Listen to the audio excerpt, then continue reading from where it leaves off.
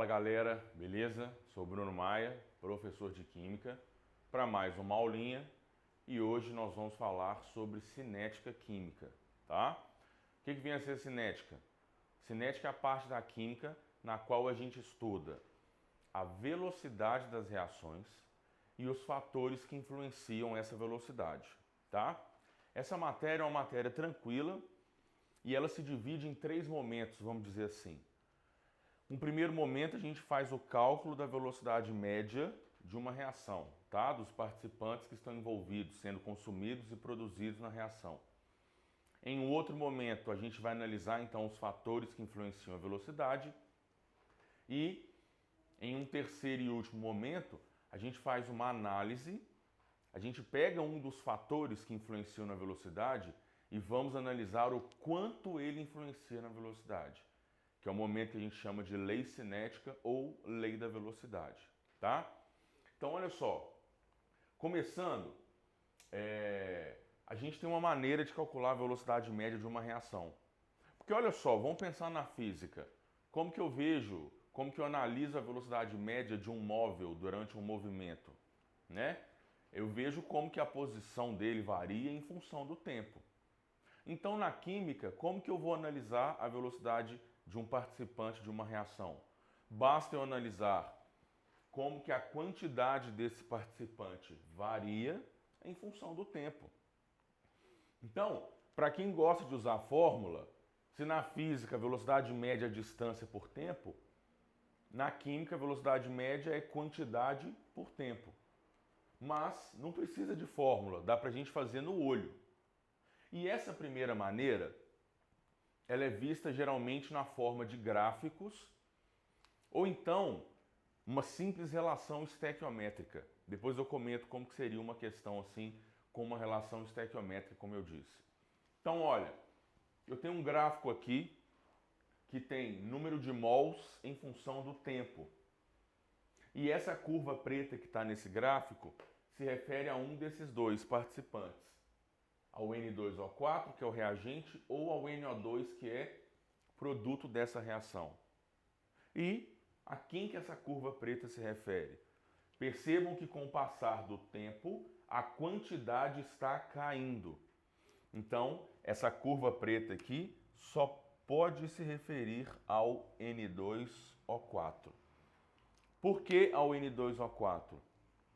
Porque como com o passar do tempo a quantidade cai, só pode ser o reagente da reação, uma vez que ele está sendo consumido. E aí, vamos supor que eu quisesse aplicar essa fórmula para analisar a velocidade média dele. Só que aí vem uma pergunta. Será que a gente pode calcular a velocidade média da reação toda entre 0 e 3 minutos? Se quiser pode, é só colocar na fórmula.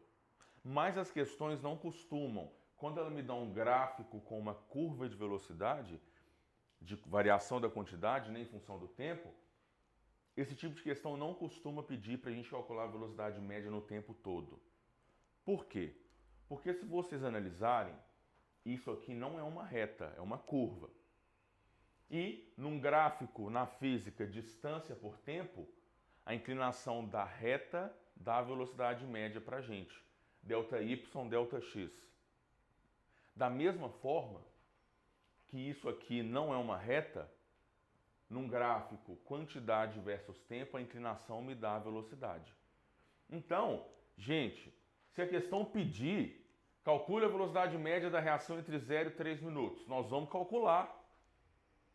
Só que o mais comum nesse tipo de questão é ela pedir para a gente calcular em pequenos intervalos de tempo. Por quê? Porque aí eu consigo analisar, porque percebam que isso não é uma reta. A inclinação varia, isso quer dizer que a velocidade está variando. Para eu poder analisar o que está acontecendo com a velocidade e saber falar o que está influenciando essa velocidade. Então, vamos supor que eu quisesse calcular a velocidade média da reação no intervalo em relação ao N2O4, no intervalo entre 0 e 1 minuto. Quer colocar na fórmula? Então vamos colocar. Variação da quantidade. Variação é o fim menos o início. Então no tempo 1 tinha 4, no tempo 0 tinha 7. Então é 4 menos 7 dividido. Qual foi a variação do tempo de 0 até 1 minuto? É 1 menos 0, né? E essa velocidade média então aqui dá 3 mol por minuto. Percebam que eu coloquei positivo, porque geralmente a gente coloca um módulo aqui, tá? Para evitar que essa velocidade fique com sinal negativo. Mas tem vestibular, tem prova que vai aparecer com sinal negativo. E percebam que se eu coloco um módulo no numerador, é para ele ficar positivo, é porque o tempo é sempre crescente. Agora, a quantidade com o tempo ela pode cair. Então, se aparecer para vocês em uma prova uma velocidade com sinal negativo, esse sinal é só para indicar que com o passar do tempo a quantidade cai. Ou seja, velocidade com sinal negativo se refere a um reagente da reação. Da mesma forma, e se a gente quisesse calcular a velocidade média entre 1 e 2 minutos? Quanto que a quantidade variou? Em 2 minutos eu tinha 2 mols e em 1 minuto eu tinha 4. 2 menos 4. E o tempo variou quanto? De 1 até 2 minutos? Então variou 1 minuto. Então isso dá 2 mol por minuto. E se eu pedisse entre 2 e 3 minutos, em 3 minutos eu tinha 1 mol, em 2 minutos eu tinha 2, o tempo de 2 até 3, né? Então é 3 menos 2 variou 1 minuto, isso dá 1 mol por minuto. Ou seja, a gente vai calcular em cima do que a questão pedir. Eu aqui quis fazer de minuto a minuto. E percebam que com o passar do tempo, a velocidade foi caindo. No primeiro minuto eu consumi 3 mols, no segundo eu consumi 2, no terceiro eu consumi 1 mol. No total, olha só o tanto de informação que eu consigo obter. No total, eu consumi 3 mols no primeiro minuto, mais 2 no segundo, 5, mais 1 no terceiro, 6 mols foram consumidos nessa reação. No início tinha 7 e no fim dela tinha 1. 6 mols foram consumidos. Percebam que a velocidade com o tempo foi caindo. A inclinação da minha curva também foi caindo. Né? O que me conclui, né? Corrobora com o fato da velocidade estar caindo. E outra coisa, eu falei da fórmula, mas não precisa utilizar. Eu pedi entre 0 e 1 minuto, no primeiro minuto, analisa no gráfico. Entre 0 e 1, ou seja, em 1 minuto, caiu de 7 para 4. Então, caiu 3 mols em 1 minuto.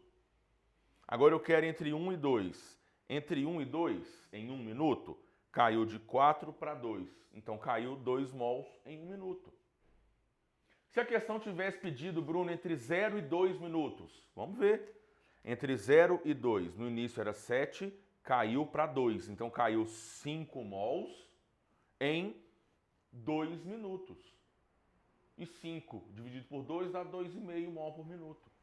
Então percebam que a gente vai calcular em cima do que a questão pedir. Mas a curva está caindo, é um reagente.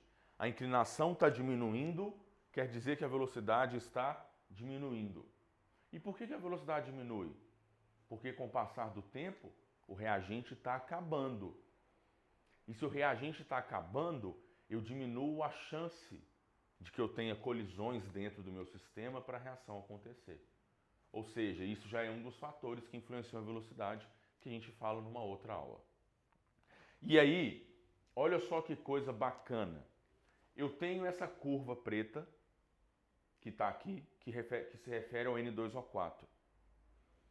Gente, se eu tenho os dados sobre a variação da quantidade de um participante que seja, com a estequiometria da reação, eu consigo descobrir tudo de todos os outros participantes.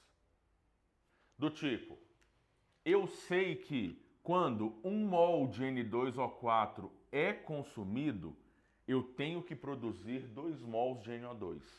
Isso é o que a estequiometria da reação está me falando.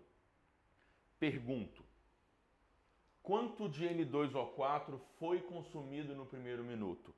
Não foram 3 mols? Então, quando eu consumo 1 de N2O4, eu produzo 2 de NO2. Se eu consumir 3 de N2O4, quanto que eu produzo de NO2? X tal que X daria 6, né?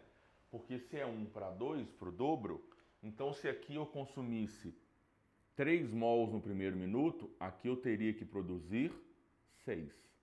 Então, se eu quiser colocar a curva do NO2, eu posso. No tempo zero, ele é um produto, não tem nada. Mas após 1 minuto, se foram consumidos 3 mols de N2O4, após 1 minuto, eu tenho que produzir 6 de NO2. No segundo minuto, foram consumidos 2 mols de N2O4. E pela estequiometria, quando consome 1, produz 2, se consumir 2, vai produzir 4. Então, no segundo minuto, preste atenção, no primeiro eu já tinha 6. No segundo vai produzir mais 4. Então eu vou pular de 6 para 10 no segundo minuto.